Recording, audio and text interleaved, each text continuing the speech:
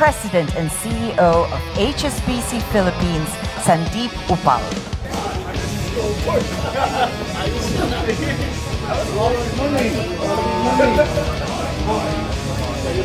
This event and for supporting HSBC in its mission to nurture. May post itong DWIG 882. Panoorin, dumatang sa Pangulong Ferdinand Marcos Jr. sa National Sports Museum Building, Meralco Avenue sa lungsod ng Pasig para sa muling pagbubukas ng PhilSports Commission, etc. So hindi na natin basahin. Ayan oh, naka-red yung mga kasamahan niya. At kasama yung asawa niya na sinasabi ni Senador Amy Marcos. So magkasama yung mag-asawa, yung presidente at yung asawa na. So ngayon titignan natin kung anong makikita natin dito sa pagpunta niya dito. Tignan natin. Yan. Obserbahan nyo lang yun. Yan. Papasok na siya, nakahilira yung mga athlete. Mga athlete yan, may dalang mga flag. Ito pa siya. Pinausap niya.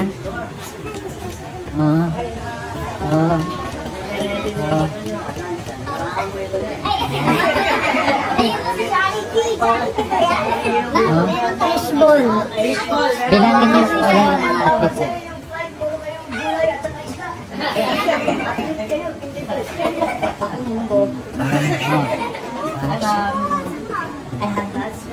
So, kita nyo?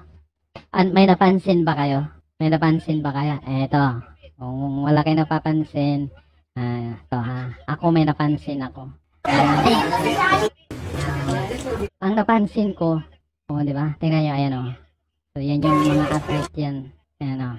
Pansin na pansin natin dito. Wala man lang isang nagtangkang mag-shake hands. Bakit? Presidente yan, di ba? Naalala ko talaga dati, yung iba talagang halos magsapaw-sapaw yung shake hands ng kamay kay President Duterte o kahit kay VP Sara. Pero ito, tingnan nyo. Tingnan nyo. Tingnan nyo. Oh. Wala man lang nagtangka. Anong ibig sabihin niya? Sinabihan, di sila mag-ita nyo. Baseball. Dahil ordinaryong Pilipino nandidiri.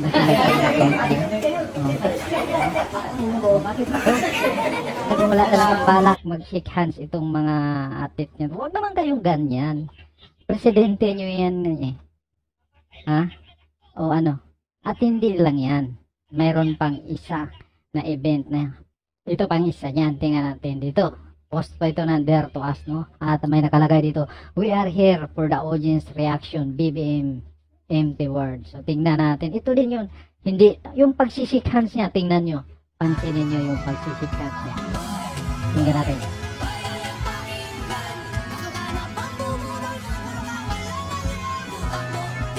At this point, may we request the Ayan, tingnan nyo ha. We would also like to invite Secretary Frederick Go to join the President on. Ayan ha.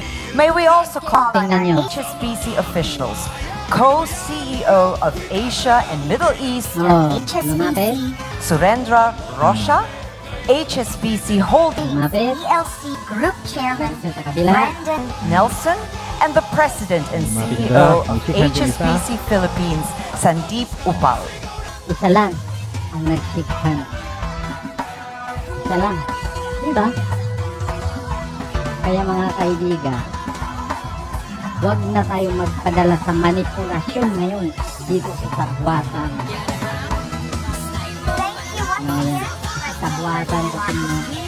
for gracing this event and for supporting HSBC Ano, in its mission to nurture the dreams pumalakpak of siya. Ano, hindi na uso yung shake hands. Kita nyo? once again. Kita nyo? Wala na nag-shake hands sa kanila. Kaya wag po tayong magpadala sa sabwatan ngayon sa mga. Mawala ka sa amin. Ayusin mo ang sarili mo. Magpagamot. Alisin ang droga sa iyong sistema. Lalo na po yung mahirap. Ito po kasing lifeline rate was intended for our poor people. Yung talagang walang-wala ito eh. Ngayon, ito pong ladderized na ito na hindi pare-pareho talaga. Naintindihan ko naman sapagkat hindi naman pare-pareho po yung pinanggagalingan ng mga electric cooperatives, halimbawa, o lahat ng distribution utilities. Pero pare-pareho naman ang kalagayan ng household, talagang hirap na hirap.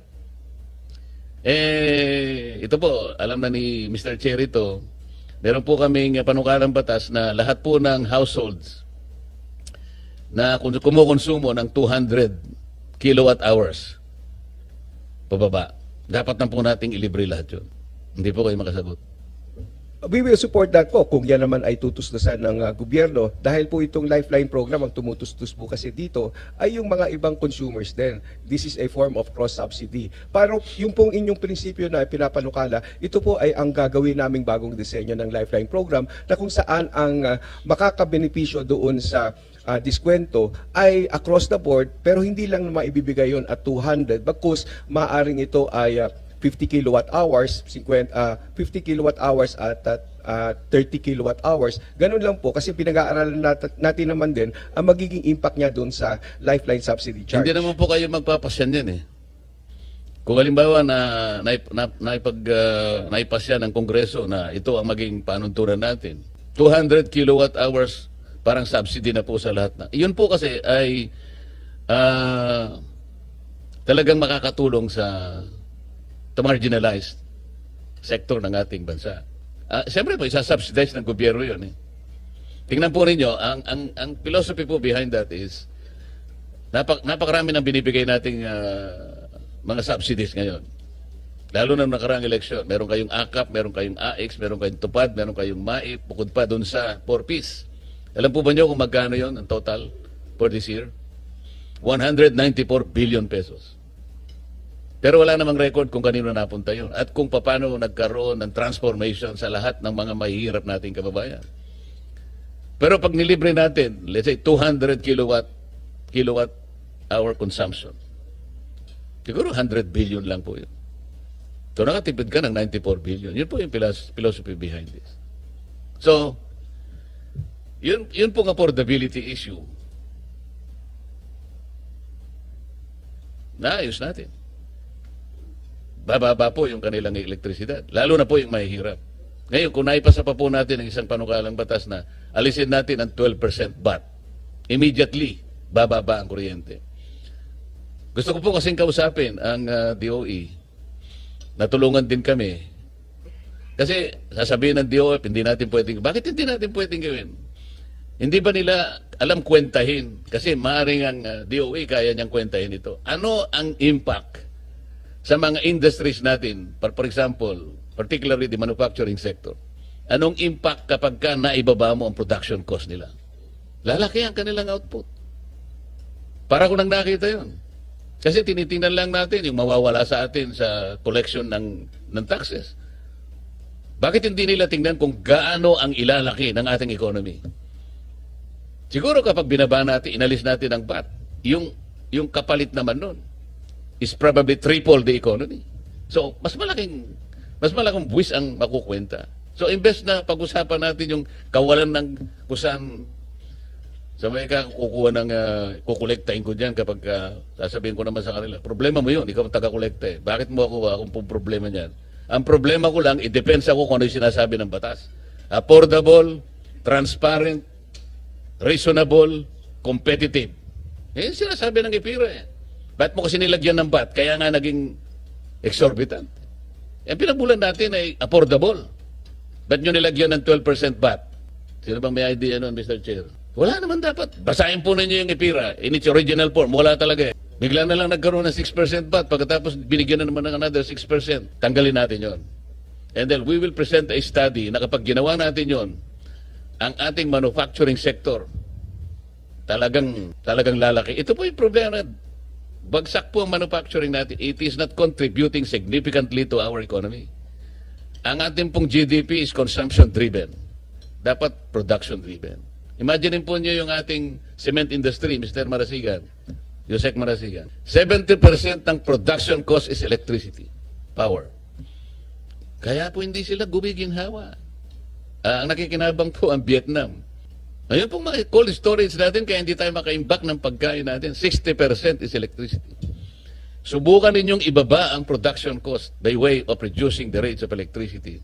Para ko nang nakita kung gaano ang threefold, maybe fivefold giginhawa ang ating economy. Then, from there, we can collect more taxes. Yun ang gusto naming i-present na alternative. O di, bumaba ang kuryente, tumaas ang economy. Dapat yun ang aralin natin. My friend, President Coco Nograles, paano yung ating universal charge for missionary electricity? This is your jurisdiction. Paano natin binabayaran yung sa pagitan? This is the subsidy. No? Meron tayong ginagamit na generation companies. We call them new power providers, NPPs. We're talking of the off-grid communities, sir. Kaya lang, most of this, hindi nila nagagampanan yung kanilang contracted energy capacity. Karaniwan. So, paano nyo minamanage? Paano nababayaran to if they have not delivered their contracted energy with the distribution utility? Mr. Chair, thank you for your question. No? Magandang tanong yan. Unang-una, yung mga ina-apply po na mga UCMEs at binabayaran itong mga new power providers or qualified third parties, depends po dun sa approval din yan sa ERC. So yung nababayaran lang po natin doon ay yung mga karapat-dapat na mabayaran. So kung may shortfall sila, hindi sila mababayaran dun sa kanilang shortfall. Yun ang ginagawa po natin. We'll go to that. Pero in principle, how do you manage the subsidy payments to the NPPs? Pass-through po yun. So yung nakokolekta lang namin dun sa mga ECs, yung mga SAGAR. Tapos yung merong pinapass-through na mga UCMEs sa kanila, from the UCMEs, binibigay lang namin pag na-approve na ng ERC. Hindi, yung NPC is overseeing the SPAG areas. Let's say, Mindoro, Palawan, Masbate, Catanduanes, Yes. etc. Yes. So meron kayong missionary electrification development plan, di ba? In order to project the power requirements in each of these SPAG areas. Ngayon, paano ninyo ma-allocate yung payment of subsidies per each of these SPAG areas? Ito yung gusto nating malaman. Because you continue to collect itong subsidy na to na kung tawagin natin ay universal charge. Ito nga yung nagpapahirap din sa ating mga consumers. Kasama ito sa binabayaran nila.